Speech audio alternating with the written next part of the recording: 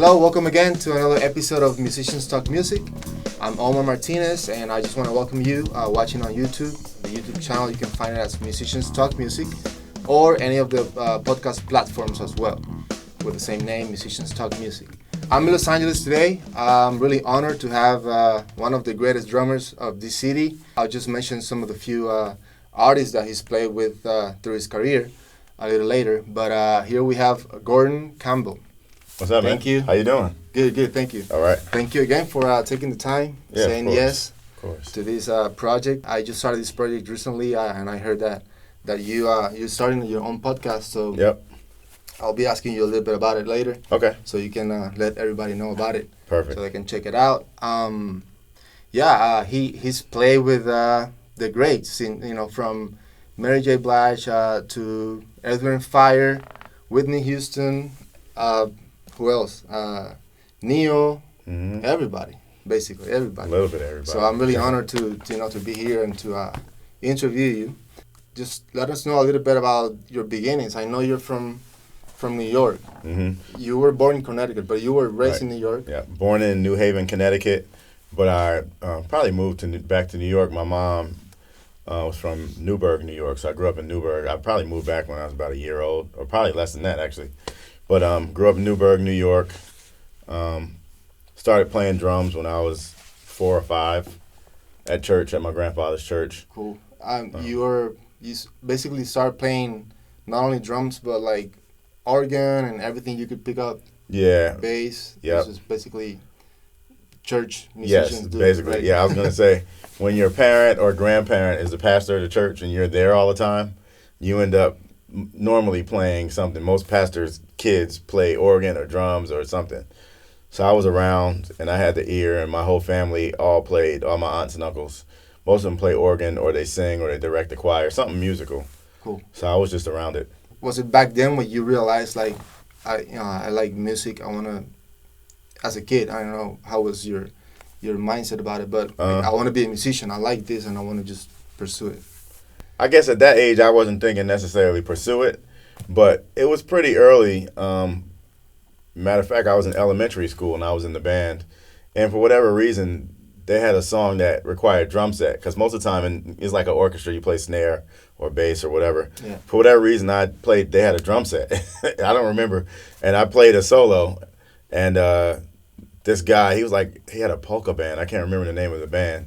But they went to my mom and asked could I play with them. So that was my first idea that I could actually play with a band. Nice. I wasn't even thinking money or anything at that point. I was just my mom was like, yeah, they were asked could you play with them. It was fun. It was just fun for you. Yeah. That's cool. And when did you start taking music lessons? 4th grade. Back then, 4th grade, that's when you pick the instrument. If you want to be in band, you pick an instrument, But I was already playing since I was 5, so I was like, drums, play drums. Yeah. Did y'all have to ask? Well, let me tell you, in Puerto Rico, if there's not a tuba player, they'll give you the tuba. Are you serious? Yeah, they'll be like, what do you want to play? Trumpet. We need tuba. We need a tuba, so here you go. Wow. That's crazy. Yeah. Take me all the way to your high school years and your first gigs or, professional gigs or whatever you were doing over there. Okay. So I do have to say, in terms of professionalism, the one thing about gospel drummers playing in a church setting, even as a little kid, we weren't getting paid. I'm Church of God in Christ, so we were taught it was wrong to get paid back then. You don't get paid playing for the Lord. But it's a professional situation because it's a choir, it's an audience, you can't stop. So from an early age, I was already playing, I guess, in a professional situation. It wasn't a huge church or anything. It was a, moderate-sized church. But we had a full band. Well, we had organ, drums, and sometimes keyboard or something. No bass or nothing yet. But I had to play, and you couldn't stop, and there's people there. Pretty much that's professional. Yeah. But that's more like a mindset more than anything else. Yes. Even if it's a small gig, I'm going to do my best and I'm going to be professional about it. Right. It doesn't matter if this is not a professional band. Right. At that point, I didn't know the difference. I was just there playing. But that was my first. But a lot of African American churches have conventions where everybody goes. So Church of God in Christ had these conventions like in Memphis, Tennessee, and in the summertime they would have them all over the country. So as a kid, we would go all the time, and that's where I started playing like in a real setting with like a monitor and as bass players. And as a kid, I'm like, yo, this is it. And I actually met a lot of people there. I met Sput from Snarky Puppy and from Ghost Note, and Doobie Powell was there. Another guy named Myron Williams from Texas. Who else? It was a bunch of us that all kind of came up as young kids, and we would just navigate. We would not navigate, but we would end up by the stage where the drums and the instruments were. And then it was always a room somewhere in the convention center with with instruments just sitting there. Yeah. So we would end up there late at night jamming, from little, probably between 10 and 15 years of age. We were like already hanging out. Every summer we would run into each other. Lil John Roberts would be around too. I'm trying to think who else. Just a bunch of people. That's cool. So, but once you finally get to play, then it's actually a professional setting, How does it feel like you were hanging out and with this, you as a kid and all these kids, not knowing, that in the future, like most of, all of you were like gonna play with this big artist. And it's crazy. We didn't know. We were just hanging out, and when I saw them play, I was like, "Oh, they're killing." Looking back at that now. Now it's funny. It's like history now. Like, yo, we would have never known. We knew each other were good. Like we knew, like, yo, he's killing or he's dope. Or, we would look forward to the summers where we can go to the conventions, or in November when we would go to Memphis, and we would see the homies and hang out. It was funny. Back then, all of us had a stick bag and a pedal, and you always see little kids walking with the stick because it's like, if I get a chance, I'm gonna have my, So yeah, hindsight's always 20/20, but back then we were just hanging out. Were you already in the studio business, like recording? Had you recorded yet? Zero. Not back then. There. Nope, just church, and playing in school. In school, I did all the music stuff. I sang in chorus. I taught the gospel choir. I played piano too, so I would teach. By my senior year in high school, I was teaching the gospel choir. Played for gospel choir, chorus, marching band, jazz band, stage band, like anything music, orchestra. I was doing everything all the way through school, so that's what everybody knew me as, the band geek, I guess. I was playing whatever I could. When was your first gig? You remember? That you got paid whatever amount and you were like, whoa. Right. Well, I was still in high schoa, and one church that would fellowship with my church, we were actually in the same district. This guy named Jimmy Childs had a group called Shining Light, a gospel group. And I don't know exactly how they started calling me to do it. I forget. But I started playing with them, and that was my first gig. It's funny, because he paid me some money the first thing I did with him. And I was like, man, I can't take this, man. It's not right. Because I was taught that it was wrong to take money to play in church. He's like, man, take that money. Put some gas in the car. I was borrowing my mom's car at that point. Man, put some here. So that was the first real group where we actually rehearsed, a couple times a month. And we would do concerts. And basically, whoever was in upstate New York, like Poughkeepsie, Newburgh area, like BB and CC, Commission, who else? Different groups, gospel groups that were big then. We opened up for a few of those. So we had setting. That's the first time I ever knew what backline meant, because he was like, well, we got to get a kit. What kind of kit you want to rent? I'm like, we can rent drum? Like, I didn't know any of this stuff. So Shining Light and James Childs is the first person. James and Ralphine Childs were the first people that hired me to actually play, and we rehearsed, and it was pretty cool. Now that you mentioned the whole thing about getting paid and how because I'm in it too. Like we were taught, like if you're playing for the Lord, you should not get paid. Right. It's like you're doing from your heart. So, right. What do you think about that now, about church and paying musicians at church and all of that? It's a ministry, but it's also a business, and what we provide is a service. And the majority of us that play, especially that we play like at a bigger church, we're there a lot. That's our job. We don't have day jobs, so we should get paid for doing it. The Levites should get, And also on the business side, I understand that the music helps bring people in. So it's like I wouldn't say the better the music, but if the music is good, more people will come because it's They don't want to hear Yeah. But if the music is good, that aids in the ministry. It helps people come. So I'm all for it. When did you realize that it was a good thing to get paid as a musician, as a church musician? When you got that first gig, I got that first check. Yeah. Even though I was like, here, take it back, because in my mind, I'm like, man, it's money. Money is good. Yeah. Like, we need money. Cool. And where they were located was maybe 45 minutes north of Newburgh, a city called Kingston. So I'm driving back and forth to rehearsals. I actually needed that money for gas. Yeah. So he was like, man, no, take this. It probably wasn't even a lot, but it was enough to where I was like, yo. Yeah. How old were you here, like, more or less? How old were you? 17. Okay. Yeah, 17, 18. So what happened after this? You finished high school? Finished high school. I went to D.C. to Howard University. Mm-hmm. I was a jazz studies major. So I had a scholarship to be in the marching band, so I marched for 3 years and was a jazz studies major. So I was in D.C. Cool. And when was your first, I know your first tour, let's go to your first tour, was in 93. Yeah.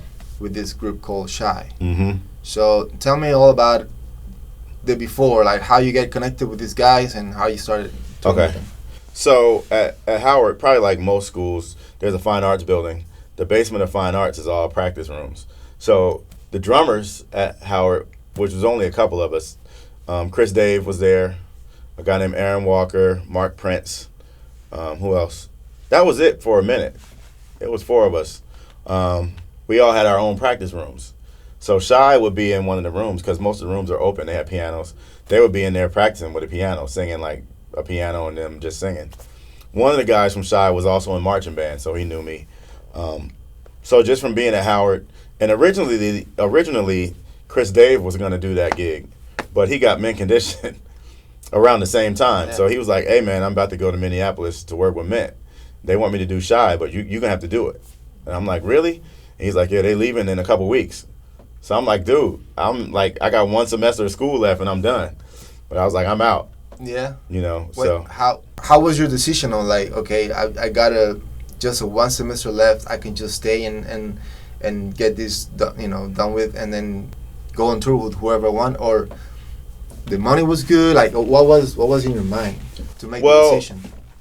It wasn't as much the money as much as the opportunity. Like, that opportunity don't come daily, and we're in D.C., so it's like there's stuff in D.C. There's a huge music scene, but in terms of like getting a tour, like we're going on tour, on a tour bus, that don't happen a lot. So you got to jump on the opportunity when it comes. It's like, it's not even a question. I didn't trip off the money, nothing. I mean, I just had to call my parents and be like, look, I'm about to leave school. So, like, all right, I'm probably going to put a stop on this, but I'm going to finish it. Well, that was a conversation I had with my parents. Like, this is back in the day when everybody had phones in their house.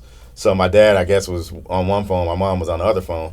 And my dad was like, you don't need to leave school. You're almost done. And my mom was like, yeah, I don't think he's asking us. And I'm like, thanks, Mom, because I'm not. I'm out. I'm leaving. And she said, just promise me that you're going to come back and finish. I said, I promise. And that was that. Wow. For me, I wasn't necessarily tripping either. I was like, dude.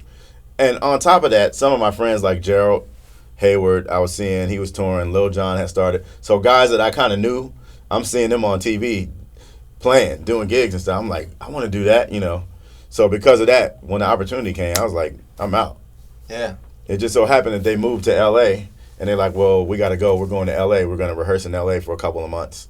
Back then, they used to rehearse for like maybe 2 months before the tour started.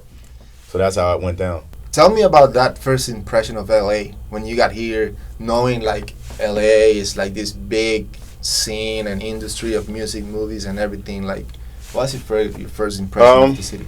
Exactly what you said. Most people, I think, it is the big city, and it does have the big everything in terms of entertainment, but I guess that's what I was thinking, like, oh man, it's all these clicks and all this. So I was probably nervous, like, I got to show up. This is my first chance. I got to, like, really represent and play well. Yeah, man. So I guess that was my first instinct, Making a good impression so you can get connected and all that. And probably nervous. Yeah. It's been, you were still almost 30 years now. Yeah, but before you moved, you came, but you were, in and out.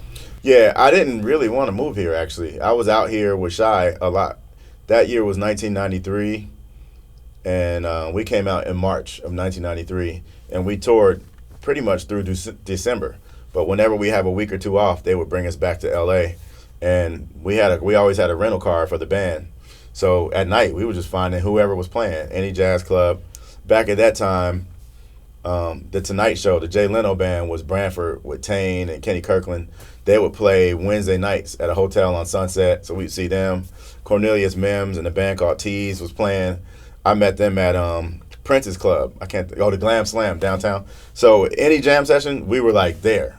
We were like, you know what I'm saying? Did you go to the jam sessions to like actually play, or just like? No, we ended up sitting in because Shai was kind of big. So you know how the industry is. If there's a big artist that's out and there's other musicians, they're going to be like, who's playing? Who's on drum? So because they were kind of big, people were like, oh, that's the band they played with Shai. Oh, you want to sit in? And it was like, yeah. You know what I'm saying? We took opportunity. That's, how I met a lot of people before I even moved here. They knew us from being the Shai band, and we wanted to play. We was like, yo, we playing. In what year did you finally move here? Like the next year, 1994. 94. Yeah. The tour pretty much finished in December of 1993. And I had one semester left, so I went back, started school in January. By May, I was out. 2 days later, I was back out. Yeah, I came right back out.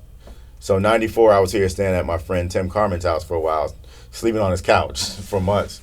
And I didn't want to move here. I was like, I'm going to just do the gig. He put me on with Gerald Albright and Layla Hathaway. Tim Carmen did. And why didn't you want to move here? Like what? I just like D.C. I was like, I didn't know any better. You know what I'm saying? D.C. is probably my favorite city to this day. I love going back. But I don't know. I just was like, I was used to D.C. I had a couple bands that I played with. So I was working. I was actually playing organ at a church. So I was pretty set there. Probably I had a couple tickets to come home. And every time, like a day before I was supposed to leave, Gerald and Layla got another gig. And then finally, that was May, by June, end of June, they was like, we got a tour with Frankie Beverly and Maze. We're going to open up. So I was like, all right, I'm going to do the tour. I guess it's meant for me to be here. Well, tell me the story you told me earlier about these two bands. So you were alternating, but then the guy broke his arm. And that was on the first tour in 93. There was a tour that used to go out every year for years called Budweiser Superfest. Al Heyman was the promoter. And whoever the hot R&B, hip-hop groups were at the time, everybody was on the Superfest. So the year we did it in 93, Shai, Silk, SWV, H-Town, LL Cool J, Tag Team, who else was on there? I think MC Lyte probably did some, Naughty by Nature. It was mad groups on there. So from there, we just met everybody. The band for Silk and SWV was Valdez Brantley, who was Usher's MD, Kern Brantley, who MD'd everybody. Gerald Hayward was on drums. I think Lauren Dawson was on keys, too, him and Val. So we were the two younger bands that was on the tour. So we all, we hung out daily. Gerald ended up breaking his hand on the tour. So he played most of the tour with the cast. By the end of the tour, he broke the cast, and they was like, you got to stop playing for a minute. Well, by the end of that tour, they were like, can you come do these dates with Silk for Gerald, subbing for Gerald? And I was like, well, Shai got gigs these days. And we looked at the calendar. They exactly lined up every other day. Shai, one city, Silk the next day, like that. So I literally, probably for like 2 weeks, every day I was flying back and forth until they got tired. Like, dude, we can't fly you every other day. I was just subbing for Gerald, but, Yeah, but so everybody else was on the tour bus. Yeah, like you were alone. Silk was on their bus, Shai was on their bus, and I was just staying in hotels by myself, catching a taxi to the airport, flying out, meeting them, because they were in different cities. Yeah. But literally every day for 2 weeks. One day was Shai, the other day was Silk, next day was Shai. I even did a couple TV shows with Silk. We did Arsenio Hall with Silk, and what else? Something else, I forget. But yeah, it was pretty whirlwind for me. Yeah, that sounds like and I was 21, 22. Wow. So you moved to LA in '94, and what happened with Shai? When did you kind of stop playing with them, or move to the next artist, or what happened? Well, what normally happens, like once that record kind of dies down or the tour is over, they go back into the studio to work on a new album. So at that point, after Shai the first album, Tim got me on with Gerald and Layla, and like the jazz and smooth jazz artists, they work pretty much year round. So I did that gig for a minute, and then Shai went back out. Probably they had just a couple dates in '95, and in '96, a few dates. But then by that point, I did those dates. Then I put one of my homies on there because I got busy with Gerald and Layla. I started doing some of the smooth jazz gigs, but then Rasan Patterson came out on MCA. Eric Benet was on Warner Brothers. Brownstone came out. I think they were on Columbia. So like all these artists, and there wasn't a lot of young gospel type drummers out here at that point. I was really the only one. There were some other R&B funk drummers, but they weren't like churchy. So I just remember everybody like, man, your feel is crazy. Like, how'd your feel? I'm like, I don't know. Like, I didn't really know. I just played in church. And at Howard, that's a jazz school. So I was learning straight ahead at Howard. So all of that mixed in, it was just a couple other older guys, Donnell Spencer, Derek Organ, that was around a lot. This guy named D-Loc was around. He started, I knew about him maybe a year or two after I was here. Jamie Gamble, there was a couple LA guys, but yeah, I just was running into everybody. And I lived around the corner here in North Hollywood, so. Did you consider yourself an all-around drummer? Meaning, you play all these different styles and you do it really well. I mean, you gotta put some practice into it and some ears into everything. I think the biggest thing is just listening to all different types of styles, so you know what the vocabulary sounds like in each style. Like, it's always been my pet peeve to hear somebody do like some linear, like almost gospel licks over a jazz song. Like, no, music is from your heart, so if you feel that, play it. I'm not saying that you can't play it, but a lot of times people play it because they don't have vocabulary. They don't know Max Roach or Art Blakey or Tane or Elvin or Tony Wayne. You know what I'm saying? So I growing up, I can only listen to gospel music unless it was something on the radio. But because I guess I had an ear for music, anything I heard in the mall, my mom would listen to the traffic in the morning. They would play like classic rock. So I didn't even know that I was being influenced. Yeah. Till years later, I learned the songs like Chicago or like Toto or like Paul Simon or anything. I didn't even know that I was soaking all that stuff up. I didn't know who the drummers were, anything. And probably around high school, I have a cousin named Al Boson who was a drummer in Brooklyn. He played for a gospel artist named Timothy Wright. So whenever I would go to his house in Brooklyn, he always had all these albums with Billy Cobham. So I'm like, who is that? There's a picture like Billy like that with the drums in the background or something. I'm like, who is that? Oh man, that's Billy Cobham. But when I started working at an early age, paper route and stuff, I would go to the record store, which is a thing of the past, and I found a Billy Cobham album. I didn't even know what it was. I just bought it because it had Billy Cobham on it. And then I found Joe Sample's Spellbound with Omar Hakim and Marcus Miller. So I bought it. You know what I'm saying? Yeah. I had the actual records. Wow. So by that point, my parents knew that I was serious about playing drums. They got me private lessons for, probably a year or something like that. But they knew, so they didn't really trip off of me not. If it was jazz, it was cool. Like R&B, I don't know anything about drums. It's not my corner. But, you want to develop your own sound, your own vocabulary, even to a point that when people hear a record and you're in it, people can say, oh, that's Gorden. Mm-hmm. How can you develop like your own style, your own sound in all these different styles? Like country, oh, that's Gorden. Gospel, that's Gorden. Jazz, I know that's Gorden. Has to be Gorden. First of all, that's weird because to me, I don't know. But people tell me that. Like, there was a song in the movie Dreamgirls with Jennifer Hudson. I Love You, I Do. And my boy was like, yo, is that you on that Jennifer Hudson? He said, I knew it was you. I'm like, how'd you know that? Yeah. I just know. But to me, to answer your question, I just listen and learn from everybody. Like, my biggest influence probably was Joel Smith in the very beginning because gospel. He's the gospel guru. Joel Smith, and then like Gerald, Jeff Davis, Dana Davis, Michael Williams. All these guys are the big gospel guys of the day. But then I started getting into Billy Cobham. I started getting into Omar Hakim a lot. Like, I used to play Omar Hakim sticks and everything. Then I got into Weckl. The Next Step video came out. Then I got into Gad, Vinny. Then when I went to Howard, Chris Dave turned me on to Dennis Chambers. I wasn't even hip to Dennis. till I got to college. And Chris was like, this is 1990. He was like, yo, you don't know about Dennis? I was like, mm-mm. So we started listening to Pick Hits, John Schofield with Dennis and P-Funk.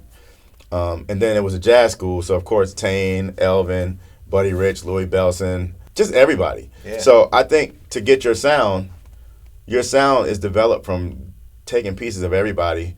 And the more you play, the more you just tend to do stuff. Yeah. And your sound, even the way you hit the snare, even the way your feel is on the kick, if you play on top of the beat, behind, all that stuff just comes from experience. Mm-hmm. So, like, in my mind, I wasn't sitting there like, man, I need to create my own sound. Yeah. I never thought that. I just play. And I just play, and I got pieces from everybody. So people tell me they know that it's me. Yeah. I know what I would do. Now, what's funny is, if it's something planned, even if it's something that I played back in the day, if I'm singing along with it, I'll go,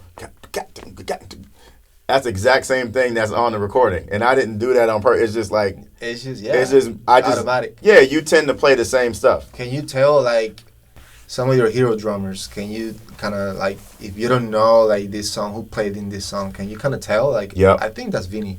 Well, and that's the difference with a lot of, and I don't want to sound like an old dude, but a lot of the younger guys sound alike. And maybe because YouTube and social media, you can just copy, you can see it. And back then we didn't have computers, so you couldn't see anybody unless you saw them live or on TV. So back then, everybody's sound was really distinct.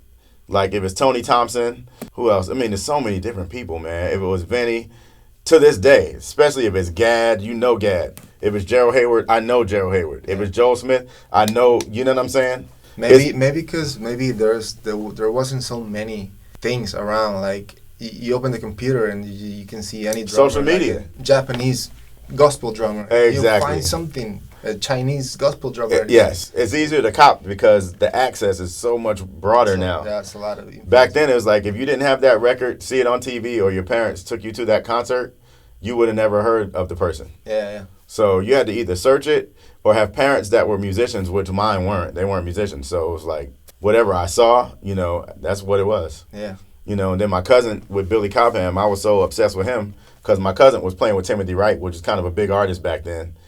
And I go to his house, and he had records coming out the wall way out here that were all Billy Cobham records. So I'm like, all right, well, he must be the cat. Yeah. Then I heard it, and I was like, he is the cat. Yeah. So before you played with Earth, Wind & Fire, you played with Mary J. Blige, or was it before? Yeah, I did Mary. That was 97. I started playing with Earth, Wind in 99. Kenny Lattimore was pretty cool. With Kenny, that was 96. 95, 96, we opened up for Barry White. So a lot of groups I work with, we opened up for somebody big. So we were on pretty major tours. TV shows, tours, records, studio? Not as much studio. Okay. Around the time I came, which is the early 90s, everybody was programming that's doing R&B. Back in the day, like I've spoken to like Harvey Mason and Dugu Chancellor, who's another one. You definitely just know his sound. Rest in peace, and Dugu. They were doing 3 and 4 sessions a day because there was no real programming back then. Yeah. It was they needed drummers. Mm-hmm. So when I came, it was more program stuff. Okay. So I never really got in the studio scene until more, recent, the last few years. And I'm still not like considered a session guy like that. I just get called for random sessions, and I've been here long enough to I built up a nice amount of stuff that I've been on. It's a little different now, but when I was younger, I always said your legacy is the records you played on because there was no internet. Now, any concert you do is in the internet, for infinity. But back then it was like, and even still now, like the P-Funk All-Stars Live at the Beverly with Dennis playing drums and percussion, or like any Michael Jackson with Ndugu or John Robinson or Herbie on anything. It's like, or Mike, what's his name, Mike Clark on Headhunters, or that stuff is like legendary, and there's no way. So I always want to do more studio stuff. Right after you finished with Shai and all that, you played with some groups, and then you got with Mary. Yeah. And that was 94. Mary was 97. Oh, that was 97. Yeah, that was 97. Yeah, 94 was Gerald and Gerald Albright and Layla. Okay. Hathaway, and Mary's gig was almost like a fluke. I was in New York City with Kenny Lattimore doing a TV show. Yeah. So I knew the guys, and this is where it kind of went back. You were asking me earlier, how do you connect with other people and all that? I just stayed in touch with like Conn and Val and Gerald Hayward and all them guys. They were in New York rehearsing with Mary. Well, Conn and Val was. Gerald was doing Blackstreet at the time. So, but I knew they were rehearsing. So they was like, yo, when you're here, just come through the rehearsal. Yeah. So I was there with Kenny. I went by SIR, and they were rehearsing with Mary. Yeah. And Conn was actually doing Boys to Men at the time. So Conn was like the Ricky Minor back in the day. He had every band, every gig. So I went up there, and we was just hanging. And this is in the days before we had cell phones. We just had sky pagers, little pagers that go on the clip. And I'll never forget, me and my boy Eric Smith went to see Al Jarreau at the Beacon Theater because we had a night off. And I got a text from them. So I went and checked the voicemail at a payphone. And it was like, hey, man, we just fired the drummer for Mary. Like, if you want it, come down right now. So we literally left the Al Jarreau concert in the middle of the concert, hopped in a cab, went down to 25th Street to SIR. And they was all sitting there like, there was a drum set there, no drummer, and the keyboard players. That band was a 4-piece, 3 keys and drums. That was it. And Val was playing key bass because he's not a bass player. So 2 keys and Val on key bass and then the drummer. So they all sitting there like. And I walked in and they were like, hey man, if you want to play, it was me and another drummer, Nathaniel Townsley, and Nat was in the other room rehearsing. But they saw him, so they said, come in here. And they was like, play. And Nat was like, I'm cool. Like, he didn't want to do it. So I was like, I'll do it. So I went. Was that kind of like an audition type of thing? Or? Kind of, but not really. It was like they were in rehearsals for the tour. Yeah. And they fired the story is they told the guy, play it like the drummer that played before you, which was another guy. Mm-hmm. And the drummer that they had was like, man, that was whack. And they was like, no, you're whack. Get out. That's exactly what happened. They told him, you're whack. Get out. Wow. So he just left.